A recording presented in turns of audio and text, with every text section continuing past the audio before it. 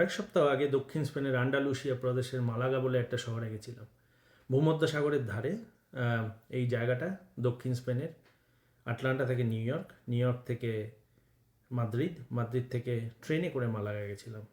পুরো সিরিজটাই তুলে ধরবো। অসাধারণ ঘোরা হয়েছে, কিন্তু আজকে শুরু করব স্পেনের ট্রেন দিয়ে, যেটা বিখ্যাত। 300 কিলোমিটার স্পিডে চলে, 300 কিলোমিটার প্রতি ঘন্টা স্পিডে চলে স্পেনের হাই স্পিড রেল। স্পেন বিখ্যাত এটার জন্য।